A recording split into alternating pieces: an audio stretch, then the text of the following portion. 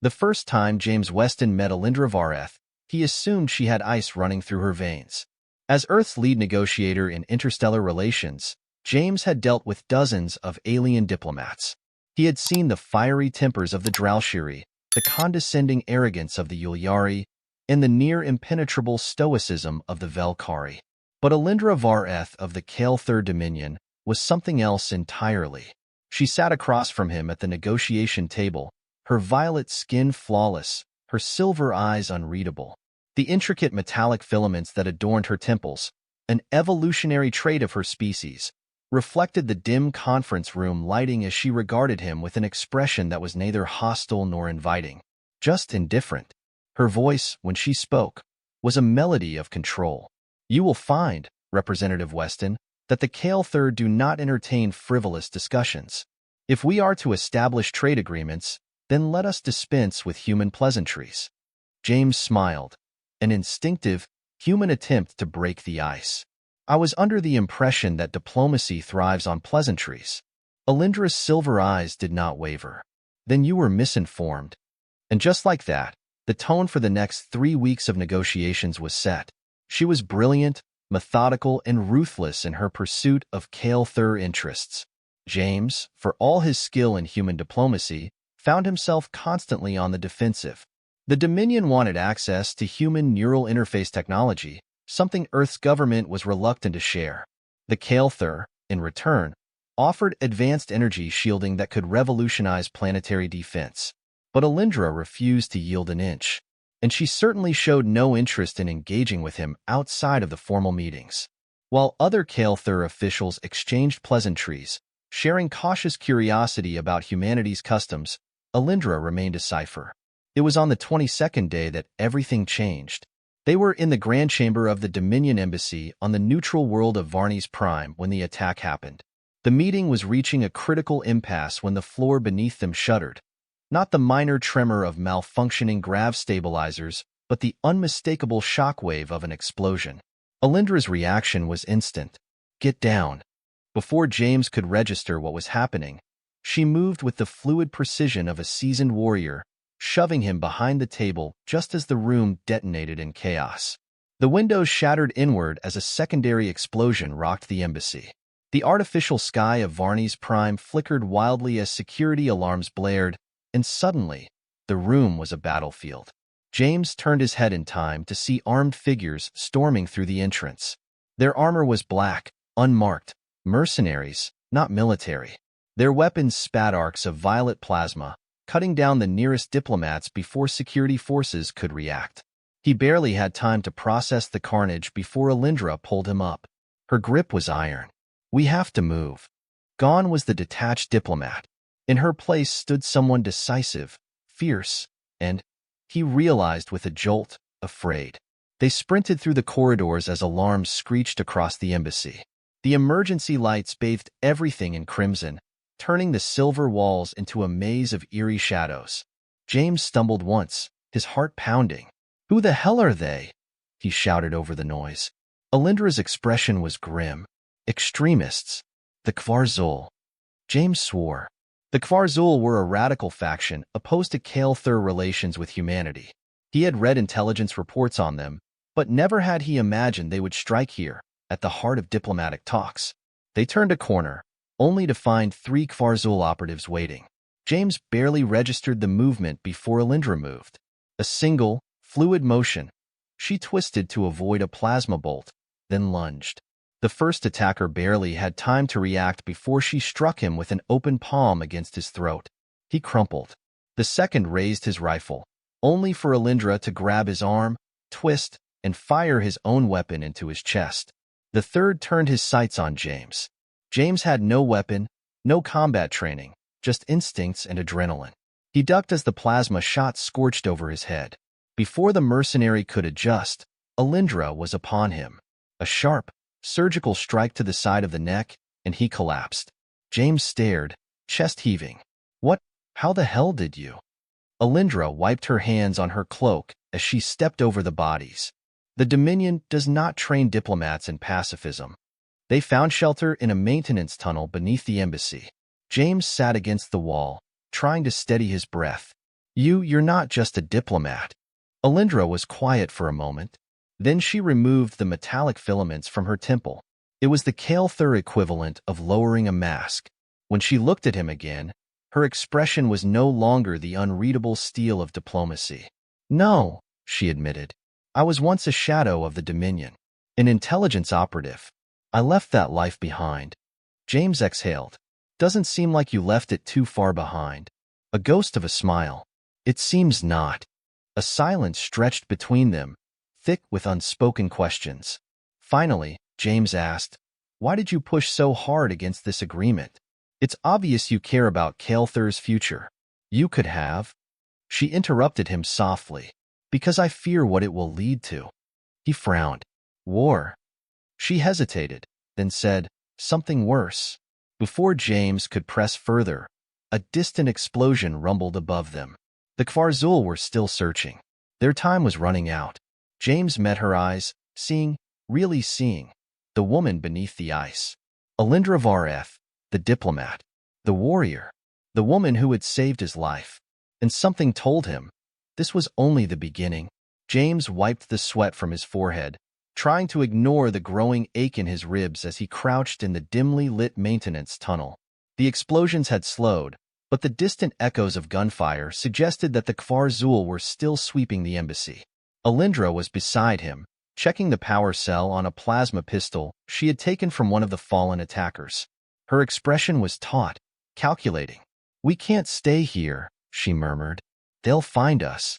James let out a slow breath. "Yeah, I figured. Got any bright ideas?" She glanced at him, her silver eyes unreadable. Then, after a moment, she gestured deeper into the tunnel. "There's an emergency exfiltration route. It leads to the spaceport's auxiliary docks, but it will be guarded." James ran a hand through his hair. "Of course it will." Alyndra seemed to hesitate before adding, "If we separate, you might have a better chance of reaching it alone." James stared at her. "You're joking." She tilted her head slightly. "No, I can create a diversion, draw them away." James let out a dry laugh. "And what? Leave you to get shot?" "Not a chance." Her expression flickered, something between surprise and frustration. "I don't need your protection, Weston." "Yeah? Well, I don't need you throwing yourself into a firefight to draw them away. You saved my ass already. Let's not make it a one-time thing." Alyndra regarded him for a long moment, then sighed. "Very well. But if we get separated, head for Dock 12. A ship is waiting there. An emergency vessel for Dominion officials." James nodded. "Got it. But let's try not to get separated." Without another word, Alyndra led the way. The tunnels twisted beneath the embassy in an intricate web of service corridors and escape routes. James kept close to Alyndra, moving as quietly as possible. He had been in dangerous situations before. Negotiations that went sideways, tense encounters in unstable regions, but nothing like this. As they rounded a corner, Alyndra suddenly stopped, holding up a hand. James froze. Footsteps. Voices. Alyndra gestured for him to press against the wall. Then, with practiced ease, she melted into the shadows. James barely had time to react before two Kvarzul operatives entered the passage. They moved cautiously, their weapons raised, scanning for movement. One of them spoke in guttural Kael'thur. "They're close. The human is injured. He won't move fast." The other sneered. "The shadow will fight. She always does." James barely had time to register the words before Alyndra moved. A blur of motion, her pistol flashed, a silent discharge of energy. The first operative collapsed before he could fire. The second turned, too slow. Alyndra was already upon him, striking his throat with a precise, brutal efficiency. He crumpled without a sound. James exhaled. "I'm never playing poker with you."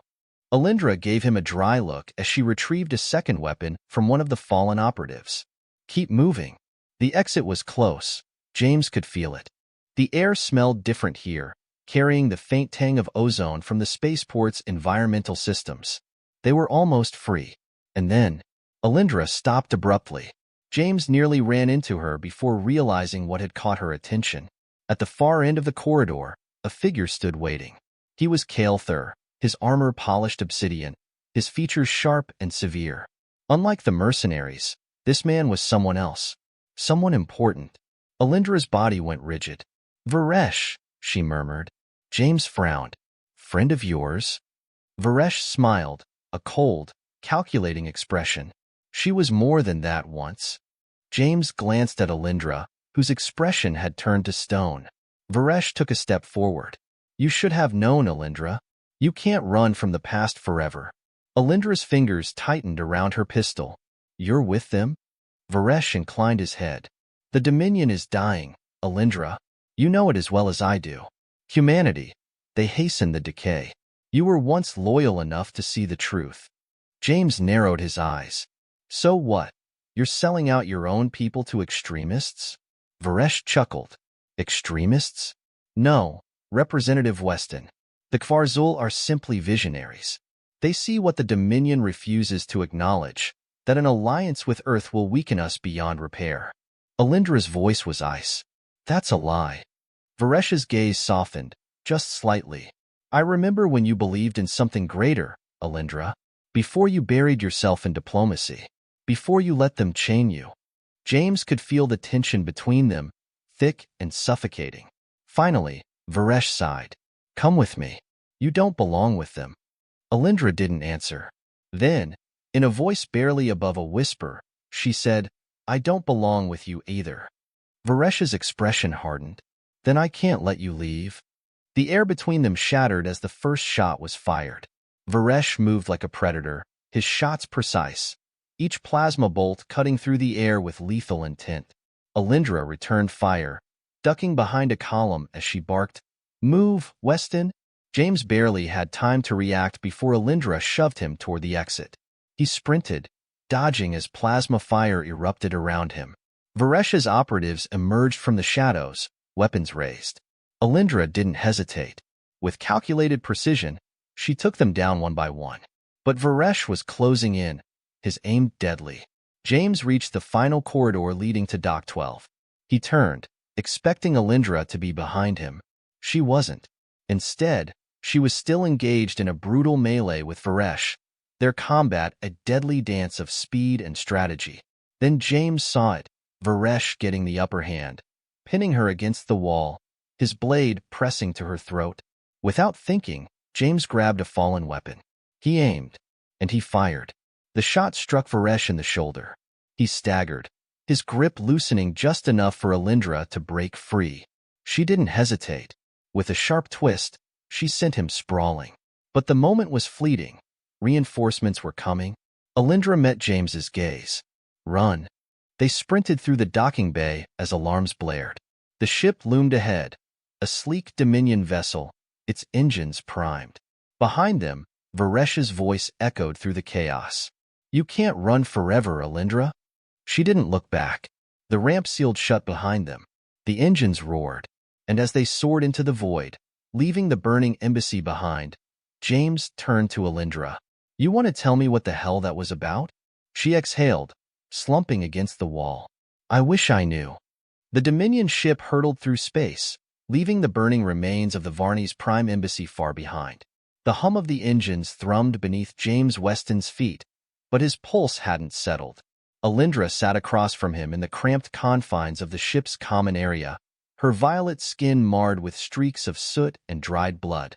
She was staring at nothing, her silver eyes unreadable. James exhaled, running a hand through his sweat-matted hair. "Okay, let's try this again. What the hell just happened back there?" Alyndra didn't answer immediately. Her fingers tapped against her knee, an unconscious movement that betrayed the storm brewing beneath her composed exterior. Finally, she said, "Varesh shouldn't have been there." James scoffed. "Yeah, no kidding. He was way too prepared for this to be a coincidence." Alyndra met his gaze. "He was waiting for me, Weston. That's what doesn't make sense." James frowned. "You mean?" "I mean, someone tipped him off." Her voice was tight. The attack wasn't just against the negotiations. It was personal. James leaned back against the bulkhead, the implications sinking in. "You think someone inside the Dominion sold you out?" Alyndra didn't respond right away, but James caught the slight tightening of her jaw. "Not just inside the Dominion," she murmured. Inside the government. James let out a slow breath. That's bad. Alyndra's lips pressed into a thin line. Worse than you know. Silence stretched between them. The tension was palpable, heavy with things left unsaid. Finally, James shook his head.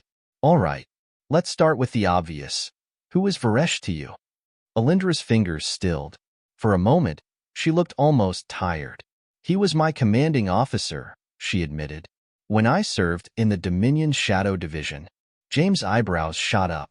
Your boss? That explains why he fights like a goddamn machine. Alyndra nodded. Varesh wasn't just an operative. He was one of the best. A pause. And for a time, he was my mentor. James didn't miss the hesitation in her voice. And Alyndra hesitated. Then, and more than that. James blinked. He hadn't expected her to admit it so easily. You and Varesh were? Not like that, she cut in sharply, then sighed, composing herself. But there was a time when I would have followed him anywhere. James nodded slowly. So what changed? Alyndra's gaze darkened. I did. The ship's control panel beeped, breaking the moment. Alyndra pushed off the bulkhead and moved to the cockpit. James followed, watching as she navigated through the incoming transmission. Unknown source, she muttered, scanning the data stream. Encrypted. James folded his arms. Could be friendly. Could be someone trying to finish what Varesh started. Alyndra tapped the console. Let's find out. The screen flickered. A figure materialized, cloaked in shadow, their face hidden beneath the hood of an old kale-third desert garment. A distorted voice crackled through the speakers. Scarab, you are compromised. James glanced at Alyndra, catching the faintest flicker of recognition in her eyes. Scarab. He filed the name away for later. Alyndra's voice was calm, but James could hear the tension beneath it. Identify yourself. You know who I am. A beat of silence. Then, meet me at the Sable Drift. The transmission cut out. James exhaled. That wasn't ominous at all. Alyndra stared at the blank screen for a long moment before murmuring. It's worse than ominous. It's a death wish. James frowned. You want to clue me in here? Alyndra turned to face him.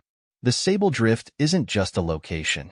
It's an old outpost, abandoned years ago. It was used by shadow operatives as a dead drop site.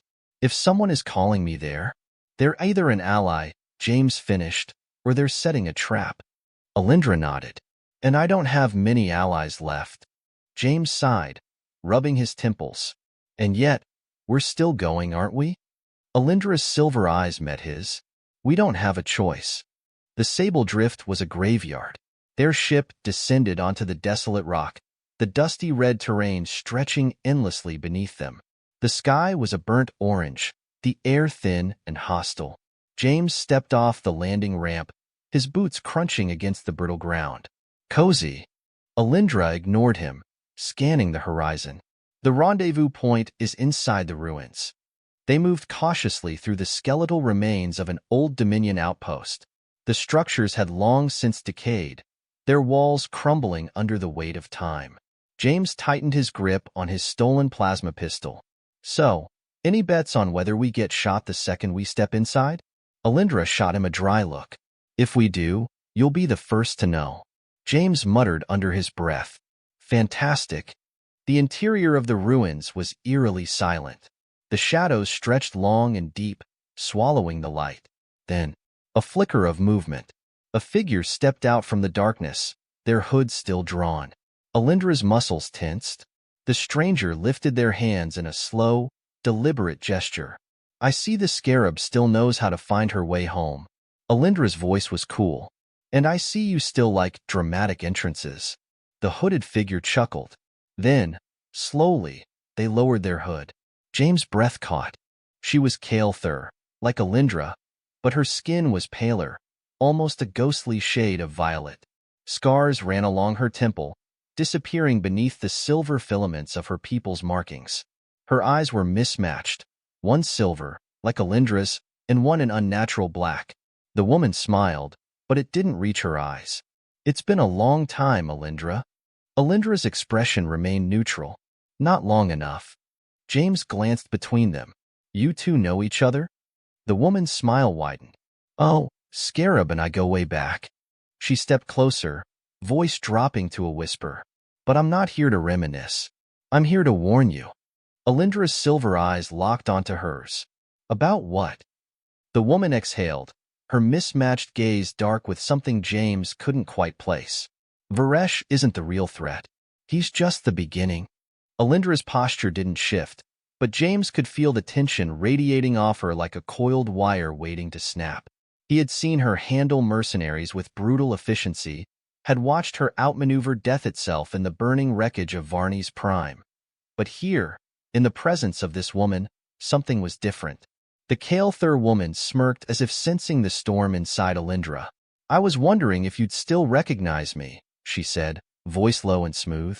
It's been, what, 7 years? Alyndra's response was razor-sharp. Not long enough, Kesthra. James' gaze flicked between them. So, an old friend? Kesthra laughed, a dry, humorless sound. Friend? Oh no. Scarab and I were many things, but friends? She tilted her head. I'd say that depends on the mission. James exhaled. I really hate how you people talk in riddles. Alyndra didn't take her eyes off Kesthra. Say what you came to say, and make it quick. Kesthra's smirk faded. All right. She folded her arms. You already know Varesh is leading the Kvarzul, but what you don't know is who is funding them. Alyndra's silver eyes narrowed. Go on. Kesthra took a slow step forward. The Kvarzul are just a symptom, Scarab. The real disease? It's inside the Dominion itself. Your old handlers, your precious diplomats. They're all playing a game they don't even understand. James frowned. So you're saying the attack wasn't just a rogue terrorist strike? Kesthra's black and silver gaze flicked to him. No, it was a message. Alyndra crossed her arms. From who? Kesthra's voice dropped to a whisper. The Primarchs. The word hit Alyndra like a physical blow. James noticed the faint, involuntary tightening of her jaw, the shift in her stance. Whoever the Primarchs were, they weren't just a threat. They were something worse. James sighed, rubbing his temples. Okay, someone want to fill me in? Who the hell are the Primarchs? Kesthra turned to him with a half-smile. That's the problem with humans. You don't dig deep enough. She glanced at Alyndra. You want to tell him, or should I? Alyndra's voice was ice. They don't exist. Kesthra's laugh was sharp. That's cute, but we both know that's a lie. She turned to James. The Primarchs are ghosts, Weston. Unofficially, they don't exist. No records. No names. Nothing. But officially? She gave a mirthless grin. They're the architects of the Dominion's future. The ones who really run things. James frowned. And you're saying they were behind the attack? Kesthra nodded. They allowed it. Maybe even arranged it. Alyndra's voice was dangerously low. Why? Kesthra's gaze darkened. Because they want a war. Silence. The words lingered in the stale air of the abandoned outpost, a weight heavier than anything James had expected. Alyndra finally spoke. If you're right, then they don't just want to kill me. Her silver eyes locked onto Kesthra's mismatched gaze. They want to erase me. Kesthra exhaled. Yeah, and not just you. Everything you were. Everything you know. You're not just a rogue agent to them, Scarab. You're a liability. James crossed his arms. So what's your angle? Why warn her? Kesthra smirked. Let's just say I've got my own reasons for wanting the Primarchs burned to the ground. Alyndra didn't blink. And let's say I don't believe you. Kesthra chuckled. That's the Scarab I remember. Then she turned serious. But whether you believe me or not, you need to move. Fast. Alyndra studied her for a long moment. Then, how long do we have? Kesthra's expression was grim. Not long. Varesh is already hunting you, but he's just the first wave. The Primarchs don't make mistakes. If you don't disappear, they'll make you disappear. James exhaled. Great. Love being collateral damage. Kesthra grinned. Then you'd better keep up. Alyndra glanced at James. We leave now. James nodded. Where to? Alyndra turned back to Kesthra. You said they want a war. Kesthra nodded. Alyndra's silver eyes burned. Then let's find out why. The ship cut through the void, leaving the sable drift behind. James sat in the cockpit beside Alyndra, watching as she calculated their next jump. Kestra leaned against the bulkhead, arms crossed. "So," James said, breaking the silence, "what exactly is our plan here? Because from where I'm sitting, we just pissed off the most powerful people in the Dominion and have no idea where they're going to hit next." Alyndra's gaze stayed on the console. "We follow the money." James raised an eyebrow. "The money?" Kestra smirked. "For someone who talks a lot, you're slow on the uptake." James shot her a look. "I've had a long day." Alyndra ignored them both. The Primarchs don't act without purpose. If they stage the attack, then they stand to gain from the fallout. James frowned. "You think they're trying to push the Dominion and Earth into war?" Kestra leaned forward. "Not just war. They want control. If the Dominion is threatened, people will look for someone to save them. That's where the Primarchs step in." Alyndra nodded. "And if we can find proof, evidence that the attack was sanctioned, we can expose them." James exhaled. "You make that sound easy." Kestra laughed. "Oh, it's not. But it'll be fun." Alyndra punched in the final coordinates. "We start with the old intelligence networks. If the Primarchs have been moving money," someone noticed. James nodded. "And where exactly are we going to find someone with access to that kind of information?" Alyndra's silver eyes locked onto his. "The Veil." Kestra's smile vanished. "You're insane." James frowned. "What's the Veil?" Kestra shook her head. "Not what? Who?" She looked at Alyndra. "You really think she'll talk?" Alyndra's voice was quiet.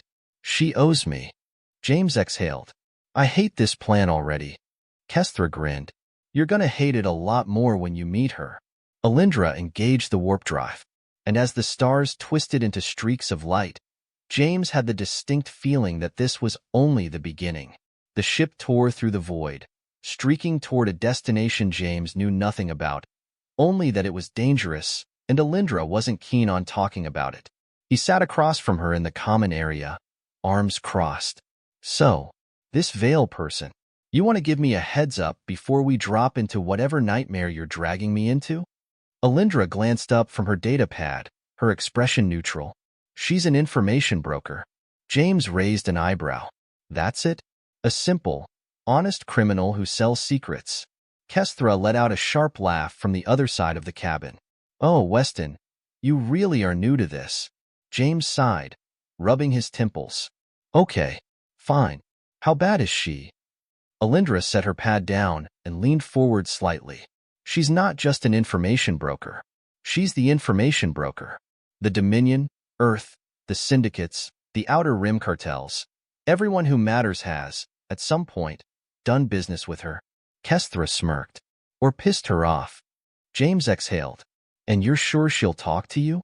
Alyndra didn't answer right away. Kestra grinned. "Oh, she'll talk to Alyndra." James frowned. "Why?" Kestra stretched out lazily. "Because Alyndra didn't just work for the Dominion. She worked for the Veil." James stared at Alyndra. "You what?" Alyndra's silver eyes were unreadable. "It was a long time ago." James rubbed his face. "Of course it was." Alyndra turned back to the console. "We're coming up on the rendezvous point. You'll want to buckle in." James muttered under his breath. "Why do I feel like I'm going to regret this?" The Eidolon Rift was not a place people visited voluntarily. It wasn't on any official maps, and if you asked any Dominion official, they'd claim it didn't exist. But it did. James watched from the viewport as they dropped out of warp, the blackness of space giving way to something wrong. A swirling nebula of shifting colors loomed ahead, its light fractured and unnatural. Enormous derelict ships floated like corpses, some ancient, some more recent, graves of those who had ventured too close. And at the heart of it, barely visible through the distortion, was the Veil's domain. A lone space station, a jagged monstrosity of metal and shadow, suspended in the abyss. James swallowed. "Yeah, this is definitely a bad idea." Alyndra ignored him as she maneuvered the ship toward the docking bay. A distorted voice crackled over the comms. "State your name and purpose." Alyndra's fingers tightened around the controls. "Tell her Scarab has come to collect." A long silence. Then, The voice returned. Docking Bay 3 is open. The channel cut off. James looked at Alyndra. That easy, huh? She didn't answer as she guided the ship into the station. As the landing clamps locked into place, James let out a slow breath. All right, let's go meet your old friend. The interior of the station was colder than James expected. The corridors were dimly lit, the air thick with the scent of old metal and machine oil. Armed figures flanked their path as they were led through the winding hallways.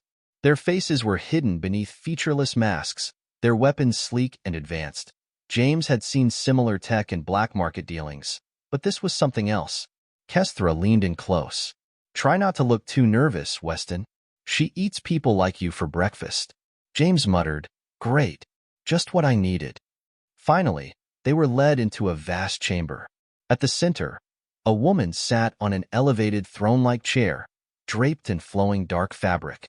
Her skin was an eerie shade of pale gold, her eyes like liquid mercury. A lattice of thin, silver wires traced intricate patterns along her temples, disappearing beneath her hood. She didn't look up immediately. She was toying with a small device in her hand, studying it as if they weren't even worth her attention. Then, finally, she spoke. Scarab. Alyndra inclined her head. Veil. James felt the weight in the room shift. The veil finally looked up, her gaze sharp and unblinking. I wasn't expecting to see you again. Alyndra's voice was calm. I need information. The veil smiled faintly.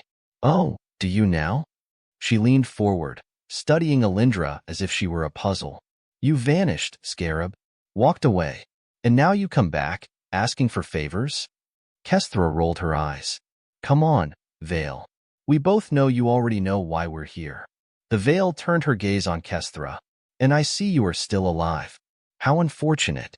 Kestra grinned. Ah, you missed me. The Veil exhaled through her nose before returning her attention to Alyndra. Tell me, Scarab, why should I help you? Alyndra met her gaze evenly. Because what I need to know could burn the Primarchs to the ground. Silence. James held his breath. He had no idea what the Veil would say next, but he had a feeling their lives depended on it. Finally, the Veil smiled. Well then, let's talk.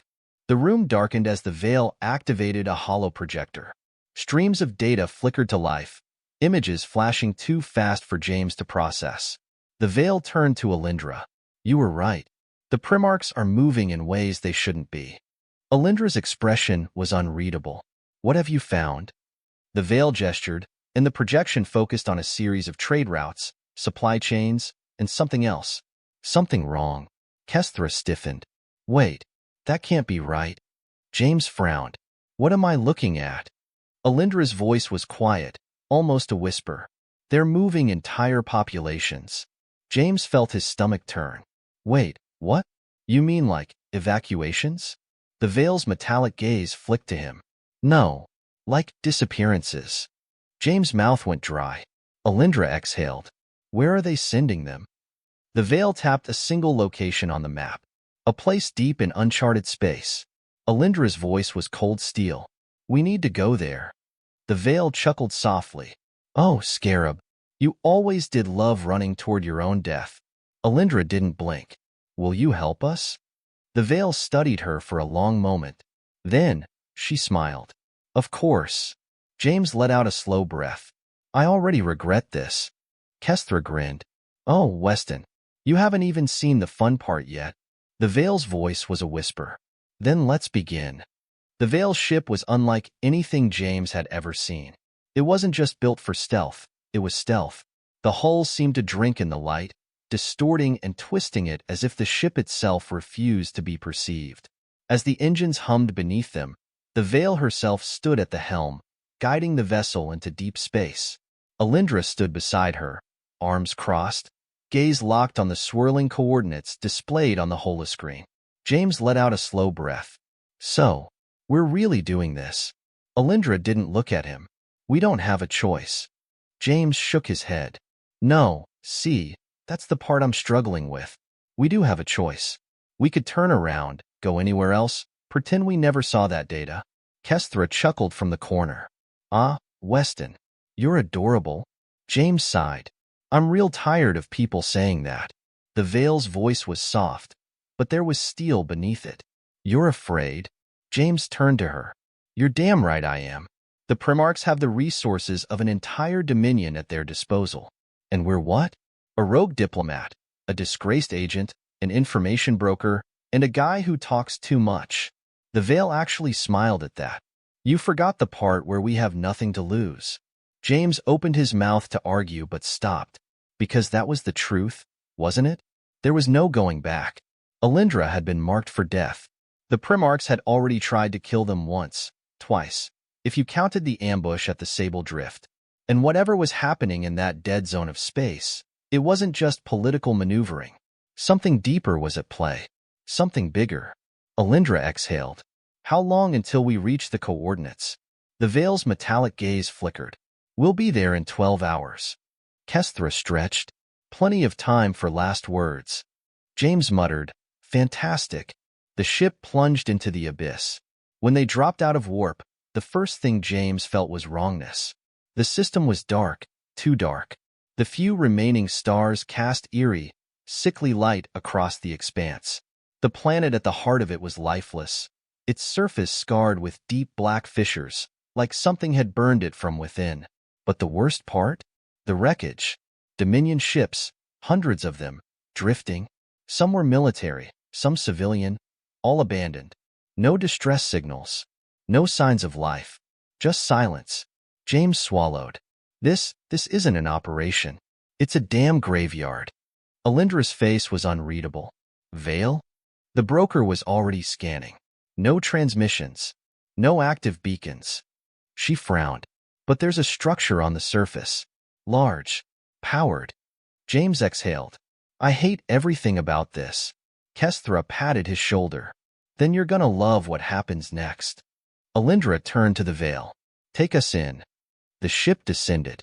The structure loomed ahead. A monolithic fortress of dark metal. Its design unlike anything James had ever seen. Dominion? No. This was older. They moved through the ruins cautiously, weapons drawn. The silence pressed in from all sides. Then, they found the first bodies.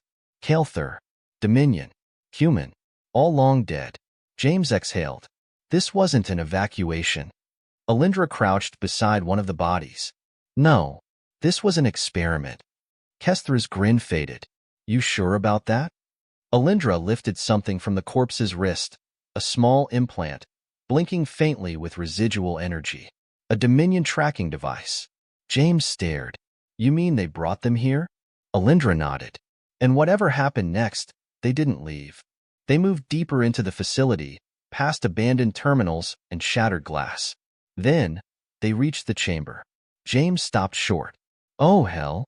Suspended in the air, linked by thick cables, were bodies. Thousands of them. Some were Kael'thur. Some were human. All of them were connected. The Veil's voice was eerily quiet. They were building something. Kestra inhaled sharply.